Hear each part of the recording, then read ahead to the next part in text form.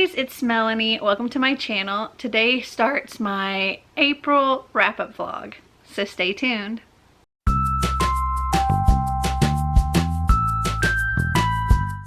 So this month I have a ridiculous TBR that I'm aiming to complete. Wish me luck. Oh my goodness. So I don't remember exactly how many. I think I had 14 books after my Wheel of TBR because I got 10 books in the Wheel of TBR and then I had 3 that I couldn't fit in. Plus, and I didn't say this in the video or one of my videos, there was an audiobook that I didn't count when I was counting my stuff. So, but that was 14 books. And then of those 14 books, I decided to do my O.W.L.s, and I only managed to use 8 of those towards the 12 prompts for O.W.L.s. So I ended up having to add 4 more books, which brought me to 18 books that I needed to read. And then since filming my O.W.L.s, I've actually added 3 other books to my TBR because I had Hoopla like credits or whatever. I could check things out from Hoopla. So I looked at what I could get from Hoopla, and because I want to take advantage of, you know, not missing out on any of them. So I was checking things out like at the very end of March because you only get so many each month, so that will roll over and then it'll kind of work so I almost have double for April. But because of that, I'm reading 3 more books for a total of 21 books. That's the goal. We'll see. It may be more, it may be less, who knows. But I have actually, well, it's already April 2nd and I have already finished 2 books. Yay. So the first one I finished was Back to the Future Volume 3, Who is Marty McFly? This, the Back to the Future graphic novels, they're not retelling the Back to the Future stories. They're adding little tidbits to what you already know. And these are written by the people that did the movie, so they do it right. This particular one follows Marty in his mental battle that he is having with, is he the real Marty McFly? And the reason he's questioning it is because in 1985, he sees Doc Brown get shot by these Libyans. He takes off in the DeLorean to 1955. And then later at the end, towards the end of the movie, he runs to this parking lot and he sees Doc getting shot and he sees himself get in the DeLorean and take off. But at that point, there are 2 of him. So he's like, wait a minute, am I the real Marty or is that the real Marty? And his memories don't line up with history. His memories don't line up with everything. You know, he doesn't remember his dad becoming a college professor and writing books. He remembers his dad the way it was originally. And there's just a bunch of things that he doesn't remember the same as other people because he remembers it in the timeline that he lived. And so he feels like maybe he stole this other Marty's existence. It's really good. There's also the kind of story of how Needles and Marty met and kind of where their tension comes from. And also this other scientist who is always kind of like second to Doc Brown. I absolutely love this series. I have given all of the books so far, or all the graphic novels so far, 5 stars, and this one is no different. And I have also completed an audiobook, the one that I forgot to add or count before, and that is The Beauty of Darkness by Mary E. Pearson. I love this series. It's so good. I was trying to finish this whole series last month and I didn't quite make it by the end of the month. But yesterday I had a lot of stuff that I was doing and I was just listening to the audiobook while I was doing it. And I ended up stayed up way too late last night because I had to finish it, because I needed to know what was going to happen. I couldn't stop with just, you know, an hour left or half an hour left. I had to finish it. So I was up until nearly 1 o'clock in the morning listening to it, and it's so good. And I give this final book 5 stars. I think each book got a higher rating. I want to say it was like either 3.75 or 4 stars for the first book. And then I think the second book was 4 or 4.5 stars. And then this last one was 5 stars. It was so good. I definitely recommend it. There's so many twists and turns. I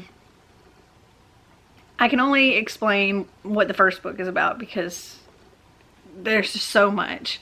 In the first book, The Kiss of Deception, you have a princess who is betrothed to this prince in another kingdom, and she hates the idea of marrying somebody not for love and out of just duty. And she runs away. Her and her handmaid, they run away to this city called Terravan, where they get to live like normal people, and the princess is a barmaid and things like that. But she is hunted down by 2 other men.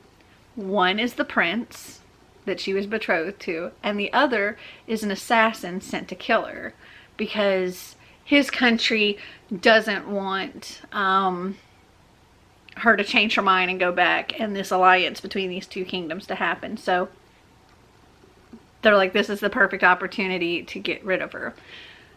And you don't know throughout the story which one is the prince and which one is the assassin. And you hear from all of their perspectives, and it's a really cool, really unique kind of story, and it was a lot of fun. And things just get more and more complicated as the story goes, because by the second book she already knows who's who. Yeah, I can't really say anything else without spoiling anything for the other books, but I highly recommend it. You should definitely read it. And I was told I needed to read this before reading the Dance of Thieves series, because apparently the Dance of Thieves series is like a sequel series to the Remnant Chronicles. So if you want to read that, you should read the others first. Okay, this has been very long, so I'm going to stop talking now, and I will just talk to you the next time I finish something. So it is Saturday, April 4th, and I have finished A Phoenix First Must Burn, edited by Patrice Caldwell. This had, well, it's a story of 16 stories of black girl magic by several different authors such as Elizabeth Acevedo, Danielle Clayton, Samaya Dodd, Danielle Page, Rebecca Rowanhorse, Ibby Zaboy, and many more. And the stories were, for the most part, all very magical. There was some that were more sci-fi than magic. The first story in here, I don't remember what it was called. When Life Hands You a Lemon Fruit Bomb. That one's very, very sci-fi, and that was by Amari. I didn't really care for that one, but many of the other ones I did very much enjoy. And there were some that when they ended, I was like, ugh, because I wasn't ready for the story to end. Like, I could have read an entire book of that. So that was good. I think overall I would rate this a 3.75. It was very, very good. I very much enjoyed it. Anthologies are hard to get like 4 or 5 stars, just because I'm not gonna love every single story in there. So they typically stay in the 3 range, but 3.75 is a really good rating for me for an anthology. I highly recommend this. It was really great. Go read it. And it came out in March 2020, so it's out now. So it is Monday, April 6th, and I have completed 2 more books. So on April 4th, yes, April 4th, I completed King and the Dragonflies by Hixson Calendar. And I gave that 3.75. It is a middle grade book about this black boy in Louisiana whose brother has passed away. His older brother passed away kind of unexpectedly from a sudden heart attack. And it's part of the story is about him dealing with the loss of his brother. Now, the Dragonflies thing comes in where on the day of his brother's funeral, this dragonfly came in and seemed to look straight at King and then landed on his brother's coffin. And he believes that that was his brother, like his brother's soul, his brother's energy, whatever. That his brother became this dragonfly, and that his brother wasn't in that shell of a body that he saw lying lifeless there, and that this dragonfly that was full of life and energy, that was his brother. So every day he goes to this swampy area where the dragonflies seem to hang out, looking for that same dragonfly, looking for his brother, and kind of talking to his brother. And he believes that he has these conversations with his brother in his dreams. And then there's another part of the story where King is dealing with his own sexuality. He's begun to realize that he's not into girls like the other boys that his friends are. And there's another little boy that is his friend and is gay and has admitted to him that he's gay, and he told his friend that he thinks maybe he is too. And the place that he lives and his family, they're not very socially accepting of gay people in general. And King is made to believe that he should be ashamed, and so he hasn't like admitted to anybody else, like any of his family or anything, that he's gay, because he believes that like his father will disown him and things like that. And then there's another part of this story where this little boy that has admitted to King that he was gay has now gone missing. His father is the sheriff in the town. His father is very much a racist, and even this boy's grandfather was part of the KKK. And so there's a lot of dealing with racism as well as like homophobia in here. But anyway, this boy goes missing and King knows where he is. He has run away because his father beats him, the sheriff. And so there's all of that as well. It's a very complex story. I thought it was going to be, when I went in, I was expecting it to be almost too mystical, I guess, with the whole dragonfly thing, but it wasn't. It was such a good story, and it was quite moving, and I definitely recommend it. And then yesterday, I listened to an entire audiobook. Me and Xander together listened to 10 by Gretchen McNeil, and this book really, really surprised me. So it says here, 10 teens, 3 days, 1 killer. And that pretty much explains this book. So 10 teens are invited to this house party on this secluded island, and the house is even more secluded on this secluded island. And they have to kill time the first night because their host wasn't able to make it to the last ferry and was supposed to be coming the next day. So they all decide to have some dinner, and then they're gonna watch a DVD. And when they go into the living room, apparently all of the DVD cases are empty. There's no movies there. And then they find one burned DVD, like one DVD that was created, but it was labeled "Don't Watch Me" or something like that, or "Do Not Watch." And of course they watch anyway. and it's this homemade video pretty much foreshadowing what's going to happen to these teens. And some of them kind of get spooked by it. Others think it's a bit of a prank. Others just think it's a really weird video. And then teens start dying.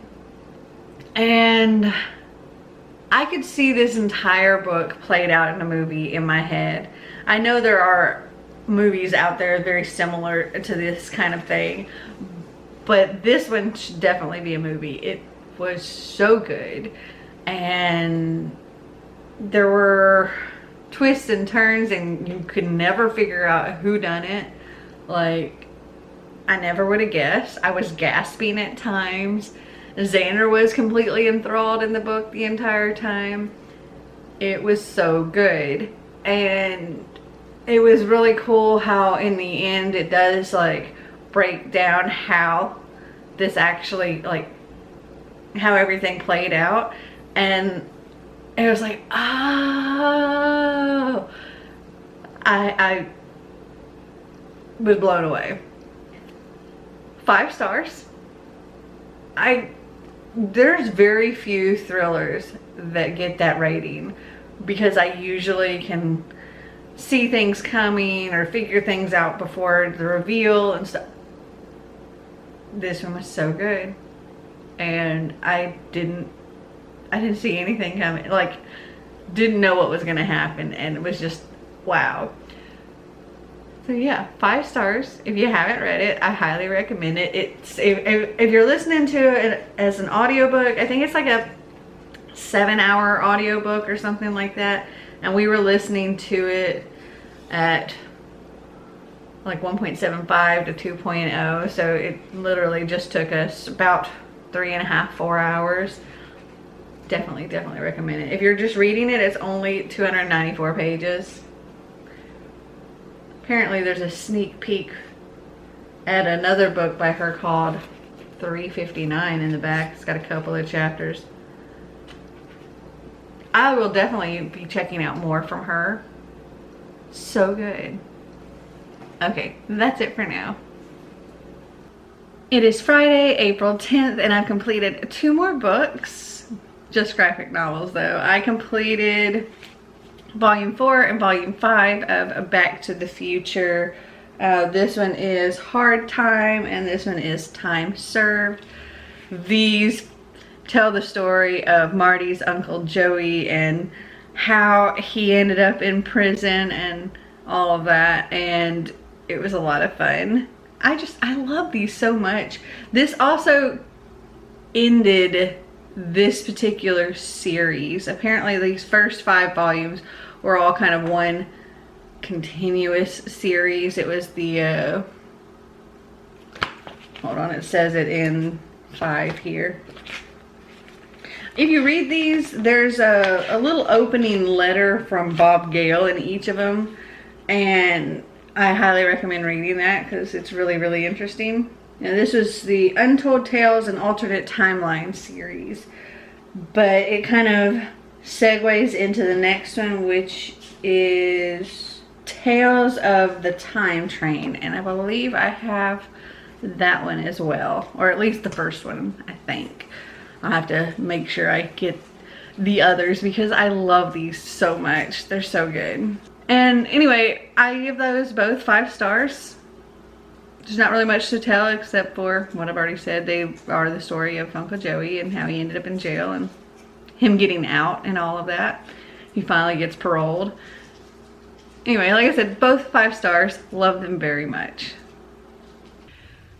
So it is currently Tuesday, April 14th, and I have completed 2 more books. So on Saturday the 11th, my mom and I finished Ink. We were listening to the audiobook of Ink by Alice Broadway, and this is, let's see, set in a world where all of your accomplishments, all of your big failures, pretty much everything about your life is marked on your skin in a tattoo. So just shortly after you're born, you're tattooed with your name, and then you know, your job that you get, your like happiest moments, when you get married, you'll have a marriage mark, and like your marriage mark will grow throughout the years of, you know, representing things that happened in your life. And you also have like a family tree on there, and when somebody passes away, it's done as a falling leaf and things like that. So everything is on your body, and when you die, your skin is removed and turned into a book. And then there's this whole ceremony where your skin has been judged, and if you are deemed worthy, you get to remain a book and for your family to keep and remember you. If you're deemed unworthy, you are forgotten and your skin is burned. And that's not something that happens often at all. But our main character, her father has just passed away, and he was this really good man. So many loved him and adored him in the community. He did so much good for so many people. And then when he passes away, there seems to be some kind of discrepancy in his skin, and they are unsure whether he should be a forgotten or a remembered. And our main character, she is doing everything that she can to fix this and to find out what's going on and to stop her father from being forgotten. And it was really good, and this is the first book in a trilogy. I'm really looking forward to reading or listening to or whatever the next 2 books in this trilogy. But I'm probably going to wait around until my mom is around, because she also really enjoyed it. And we both give this 4 stars. And then yesterday on the 13th, when I was coming back home, Xander and I listened to Undead Girl Gang by Lily Anderson. This is about a girl whose best friend is found dead shortly after 2 other girls have hung themselves. And they believe that these are all suicides and possibly all connected in some kind of suicide pact. And Mila, she's like, no, my best friend would not do that. She has way too much to live for. She wasn't depressed, none of these things. And she believed that it was murder. And the police have all deemed this suicide. Everybody kind of thinks she's crazy for thinking that this was murder. And her best friend Riley and her were into like Wicca and doing spells and things like that. And then Riley had ordered this grimoire that shows up after Riley's already dead. And Mila gets it and she's looking through it and she finds a spell in there that's like 7 days breath or something like that. And it's supposed to bring the wrongly dead back for 7 days. So she does it and she's successful, and she ends up bringing all 3 girls back, and they are trying to find and punish the person that has killed them. And there's some funny parts, there's some not so funny parts. One thing is that the girls, they have to stay within 100 steps of Mila to remain looking like normal people. Once they go outside the 100 steps, they look like their dead selves. And like the 2 girls that were hung have the bloated, veiny faces and the scars, like the bruises around their neck, and their heads are floppy. And Riley, her best friend, she was found in drowned in the river, and so she's got like water coming out of her mouth, and her wrist is broken from falling in or whatever happened. And they have a problem staying out of sight, so they keep getting spotted. They're sometimes normal looking selves, they're sometimes rotting looking selves, and people have become a little suspicious that maybe they were faking their own deaths.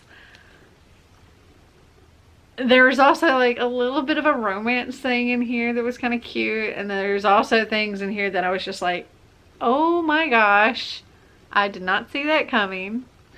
And it was really good, and we give it 4 stars. And that's it for now. So it is Thursday, April 16th, and I've completed one more book. Yesterday I listened to the audiobook, the entirety of it, of The Flatshare by Beth O'Leary. I really enjoyed it. I gave it 4 stars. It's about a girl named Tiffy who has just gotten out of a really bad for her relationship, and well, he's kicked her out, and she's looking to find a cheap place to rent where she can save up some money and things like that. And she comes across an ad for this flat share. Her friends think she's crazy for doing it, but her only other option in her price range is a rundown piece of crap place that she has no interest in. With this flat share though, it's not just sharing a flat together, they're actually sharing a bed. Leon, the renter, is a hospice worker like in the nighttime. So he's only in the apartment from 9 a.m. to 6 p.m. Monday through Friday. And nights during the week he's at work, and on the weekends he spends his whole weekend over at his girlfriend Kate's. So from 9 to 6 the place is his. The rest of the time the apartment can be Tiffy's. And Leon's girlfriend Kate, the only way she's okay with this arrangement is if she's the one kind of interacting between the two so that they never have to meet. And it's really cute. It's told like they go back and forth between like communicating with each other via post-it stuck everywhere. And then there's also a subplot of Leon's brother has been wrongly convicted and is struggling with getting his lawyer to do what is needed to get him out of jail. Lots of fun. Really, really good book. 4 stars. So it is Friday, April 17th, and I've completed another book. I just finished The Silent Patient, and oh my gosh, this is by Alex Michaelides. This book just broke my brain. It was so good. Oh my gosh. So it's about this woman who has been convicted of murdering her husband. They find her with the body and her wrists are slit and she's not speaking. She never ends up like speaking to defend herself or to admit guilt or anything. Eventually she is deemed crazy and put away in an asylum. Some people think, well, maybe she's just faking it and then she'll start speaking and recover and be able to be free and have gotten away with murder. But years go by and she still hasn't spoken. And then this new psychotherapist comes into the clinic where she's at, or to the asylum where she's at, and it's like his goal to get her talking. It's his goal to help her and, excuse me, it's his goal to get her talking and help her heal. And Cat wants to be in front of the camera. I gave this book 5 stars. It is absolutely amazing. I highly recommend it. And there is the cat.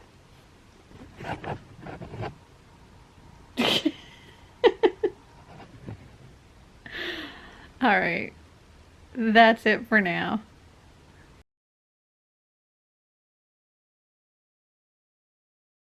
So it is Saturday, April 18th, and I started another audiobook as well. I'm currently listening to Only Mostly Devastated by Sophie Gonzalez. This is a queer Grease retelling. It's about these 2 boys, they have this amazing summer together, and then they make all these promises that they're going to keep in touch and all of that stuff. And the summer ends and one boy is supposed to go back to California. This is all happening in, I think, North Carolina. Anyway, the other boy's going back home to California, but they promise they're going to keep in touch. Well, something happens and the boy is only going to California just to pack up some stuff, and he's temporarily moving to this place where this other boy is. And the boy moving is not happy about moving. However, he does see the silver lining of he gets to see this other boy, and it doesn't quite go as hoped. The other boy is not out to everybody around him, and he's a jock, and he's a completely different person in front of all of his friends than he was over the summer. Okay, so it is still Saturday the 18th, but now it's like almost 10 p.m. I did finish listening to Only Mostly Devastated by Sophie Gonzalez. I give this 5 stars. It had me crying. I was thinking, you know, it was going to be like a 4-star book maybe, but oh, when it got to this certain point, and I just couldn't contain the tears any longer. I was a mess. So I give this 5 stars. I highly recommend it. So it is Sunday, April 19th, and I stayed up later than I intended to last night, but I had to finish this. I give this book 5 stars. I know it kind of took me a while to finish reading it, but it was just because I had a lot of stuff going on. But it was so good. If I didn't tell you at all what this book's about, this is the sequel to The Deceivers by Kristen Simmons. And The Deceivers, I can't remember if I gave that 4 stars or 5 stars as well, but it was also really, really good. And like I said, this one is 5 stars. The Deceivers is about an elite boarding school for con artist vigilantes. And the leader of the school, the director, he finds these kids in kind of down and out situations that have taken to conning. And he recruits them for his school, where he sends them out on assignments to con people that the director believes are bad people and get dirt on them. And then he uses that dirt to shut them down. And that is what the first book is about. This one, there may be more to the director than they know, and he may have other reasons for what he's doing. And that's really all I can say about this. I definitely recommend both, well, The Deceivers and Reading Scammed. And I know there's another one coming out. I don't know when it's coming out, but I can't wait to read it, because all the stuff that got left at the end of this was just like, oh. Okay, so yes, finish that. And then today I decided to go ahead and give a second chance to All the Truth That's in Me by Julie Berry. This was something that Xander and I had started on our way back from my mom's house. We started listening to the audiobook. We only got like maybe 60 pages worth into it and decided we really weren't all that interested, so we switched to something else. But I had it checked out on Hoopla, and I only had a couple of days remaining on my checkout, so I did finish it, but I'm gonna give it only 2 stars because, I mean, it wasn't terrible. I didn't hate it, but it was very scattered and all over the place, and I didn't tell you at all about this book. So it's about a girl in like frontier time, and she witnesses her friend being murdered, and then she's taken and her tongue is cut out, and then 2 years later she is freed and gets to return home. But when she returns home, she's kind of treated as like a leper and a cursed child and things like that. And then war breaks out, and the boy that she has like loved since childhood is leading these troops. And she knows that his father, who is the one that had her captured, he has what they need for this war. And so she goes back to him and tries to convince him to help. But in return, she has to agree to be his wife. And yeah. That's just a small part of it too. But still, it's told in such little fragmented chapters that go back and forth and back and forth. And I showed them in the last vlog. Like, here's a chapter, here's a chapter, here's a chapter, here's a chapter. And they're told like it's Roman numerals. And it goes to, I don't know what number, and then it switches to book 2. I just dropped it.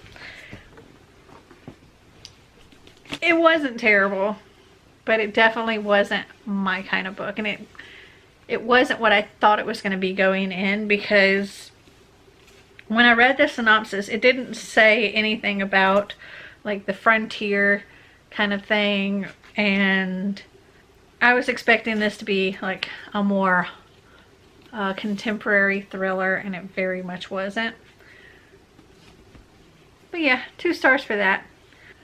So it is Thursday, April 23rd, and I have completed another book. I completed The Servants of Twilight by Dean Koontz. I listened to the audiobook of this, and I give this a 3.75. I would say about this much right here of the book I thoroughly enjoyed, and it would have been like a 4-star for sure, at least a 4-star. This much of the book right here, didn't really care for, could have done without, and it took away a lot for me. Okay, so this book is about this woman and her son. They are leaving the grocery store, and this kindly, or seems to be kindly, little old lady accosts them and starts ranting that this little boy is the Antichrist and he needs to be killed. And she's like chasing after their car and everything. It's just insane. And then turns out she is like the leader of this religious cult and has over 1,000 followers, and they're all coming for this little boy. And the mother is doing everything she can to try to protect him, and she's just like, they were at the wrong place at the wrong time, and this woman is crazy. They hire a private eye, and he does everything in his power to try to protect them as well, and he loses men along the way, and they don't know who can be trusted because she has followers in like the police force and in other things, and somebody's tipping her off on where they are and things like that. So it was really, really entertaining. But like I said, the end for me, I didn't care for it. Didn't really like how it turned out.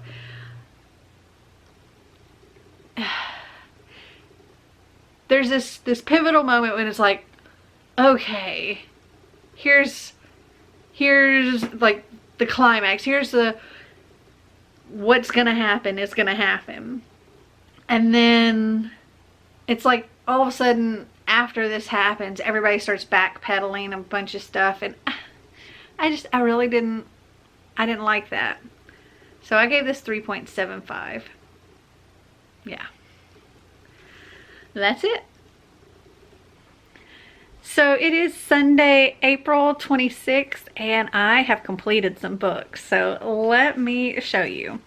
So let's see. On Friday the 24th, I finished reading Crown of Midnight by Sarah J. Maas. This is the second book in the Throne of Glass series, and I gave this 3.75.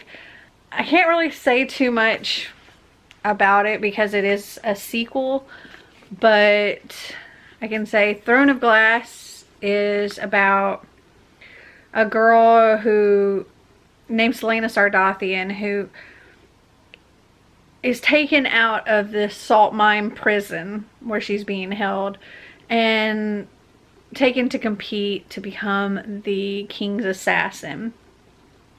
And she's competing against other criminals, and those that fail at this get sent back to whatever prison they came from, and she does not want that. So she does everything she can in her power to become the king's assassin. And this is just continuing on from that story. There's some mystical fae-like things in here, and demons and that kind of stuff. And I find that pretty interesting. But a lot of the Selena stuff I really am not that interested in. I much rather enjoy her The Court of Thorns and Roses series.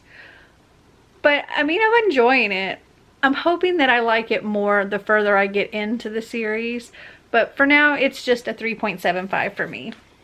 And then yesterday, the 25th, I read the entirety of Chain of Gold by Cassandra Clare.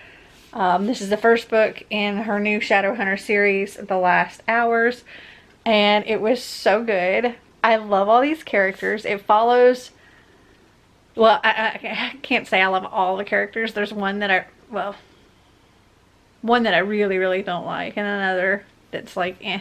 There's a couple that are eh. But anyway, these follow the kids from all the couples of the Infernal Devices. And James and Lucy Herondale, they are the kids of Will and Tessa Herondale. And they're part Shadowhunter, part demon. And James, he can slip in and out of the shadow world or the shadow realm. And he's determined to find out about his grandfather, the demon that was Tessa's father. Yeah. And also, ever since the Clockwork War, there's been a really low, there haven't been a lot of demons in London. And all of these kids, they've been preparing, like they've been training and everything like a Shadowhunter should. However, they don't really have many opportunities to test their skills in real life situations because of the lack of demons.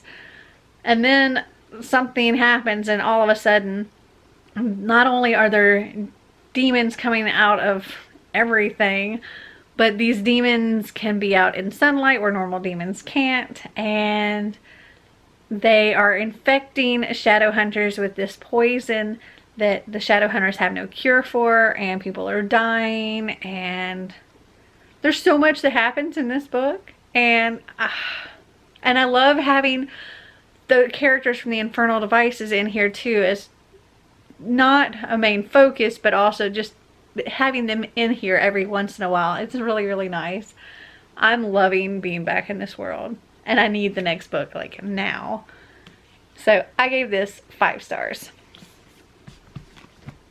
And then today I completed 3 books. So the first thing I completed was The Picture of Dorian Gray by Oscar Wilde. This is about a man named Dorian Gray who, an artist paints a painting of him, and while he's sitting for this portrait, another gentleman is talking to him, and they discuss youth and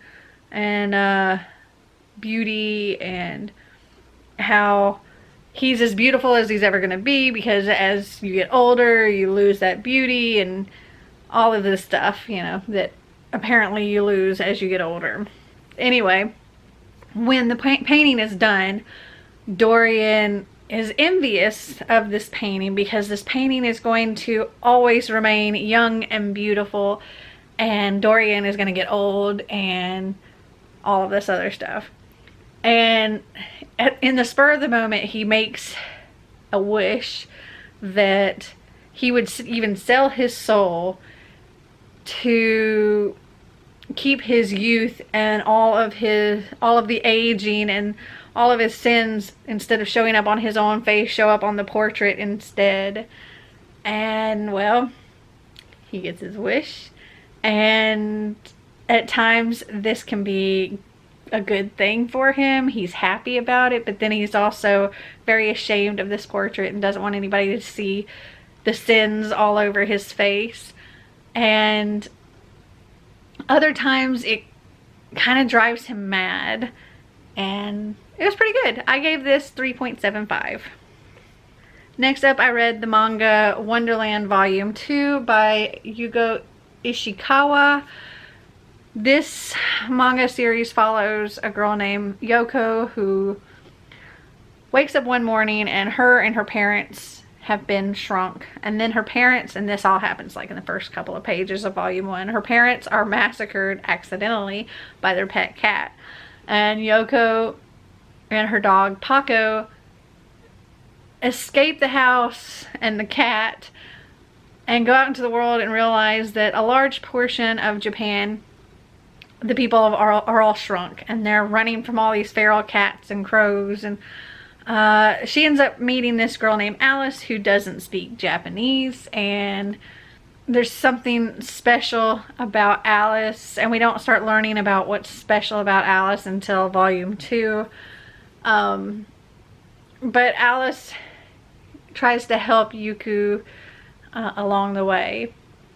It was okay. I don't know that I'll continue past volume 2, because I'm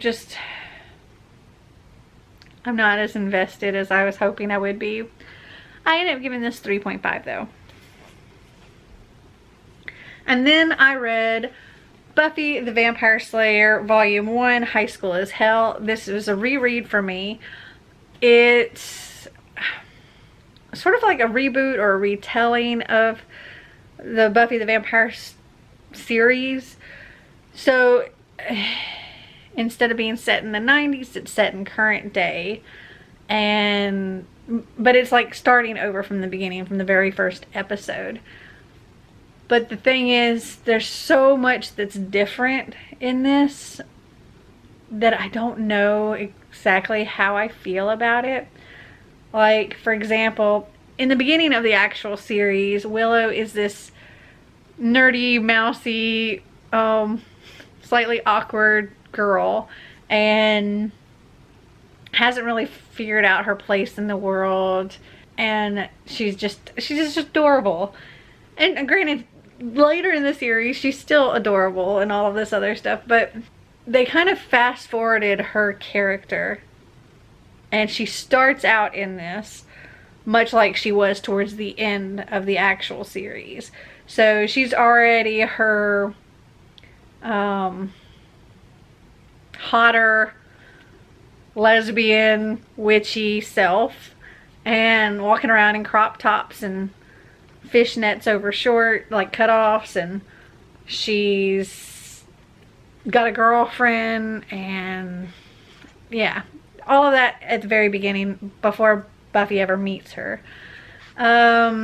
Robin, who in the series she doesn't meet until later when he becomes the principal of the high school, and Buffy's like a guidance counselor at the high school. In here, he is in her high school and is like on the track team and interested in dating Buffy. There's just a lot of things that are very, very different, and I don't know if I'll like it. It's almost like reading this was like watching one of the weird episodes. You know, like every season of Buffy had one weird episode where everything was just, something was weird about it, like the musical one, or the silent one or something like that. This felt like one of those weird episodes because things weren't like they were supposed to be. In the end, I think I give this 3.75. That is it for now. So it is April 30th, which means we have reached the end of the month, and yesterday I managed to complete 2 more books. So I finished reading May by Jon Huckeby. This is, well, it's a graphic novel about 2 sisters, May and Abigail. And 7 years ago, Abigail went missing or ran away, and she went to this magical world and had all of these adventures and became the queen and just all of this. And then she comes back and May's like, where have you been? And Abigail tells her, but May obviously doesn't believe it because it's too nonsensical. And then creatures and stuff from this magical world start appearing and attacking them in the real world, and then May and Abigail have to go to this magical world for something. And in the beginning, for like the first half of this graphic novel, I was like, I felt like I was dumped into the middle of a story, and I would have rather seen all of Abigail's adventures and all of that. But as the story went on and as we went to the magical world, I was enjoying it a bit more. There's talking cats, there's talking dogs, there's all kinds of interesting creatures. There were some things that, I don't know, that was written a little like duh, obvious. And I don't know, there were some things in here that kind of annoyed me. Kind of like they're trying to make a point, but they didn't have to say they were trying to make this point. They could have just, you know, shown and told, like, they didn't have to break down what they were doing, and that was kind of annoying. But overall, I enjoyed it. I gave it 3.5. Bless you, Katniss. She started sneezing. I don't think I would go out and like pay full price to continue reading this, but if I happen to come across it on Book Outlet or something along those lines, then I would probably read it. But yeah, 3.5. And I also finished Dance of Thieves by Mary E. Pearson. This is the first book in a new series. I forget what the series is called, but it is set in the Remnant world, with the Remnant Chronicles, and it follows different characters, but the original characters from the Remnant Chronicles do make appearances in here, and I really appreciated that.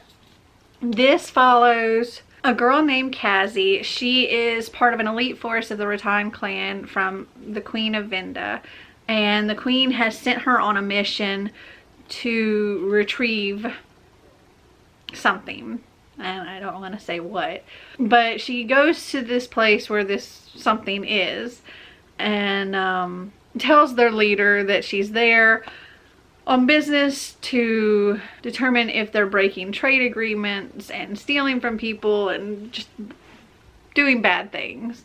And well, this family is a bit of an outlaw family, and the leader has just passed away, and the new leader is one of his sons who's like 17 or something. And things happen, and Cassie and this son, they have to work together to get out of a sticky situation, and emotions and stuff get all tangled up, and I don't really want to say too much more than that. The story goes way past that, but I'm afraid of saying spoilers. But I really enjoyed it. I think I give this 4 stars because, well, like the first half of it, I was like, I don't know if I like it as much as I like the Remnant Chronicles. Yeah, I'm not sure if I feel the same connection with the characters. But as the story did progress, I got more into it. I really I really like the characters, and I like seeing more of the original people from the original Remnant Chronicles. And so yes, I give this 4 stars, but I can see absolutely loving this series just as much as I ended up loving the Remnant Chronicles. So all in all, I can't even show you them all, hold on. I read 22 books in April. Yeah. One of, there are 21 here plus whatever the last book in the Remnant Chronicles. I listened to the audiobook of that. But yes, 22 books. There were 5 graphic novels.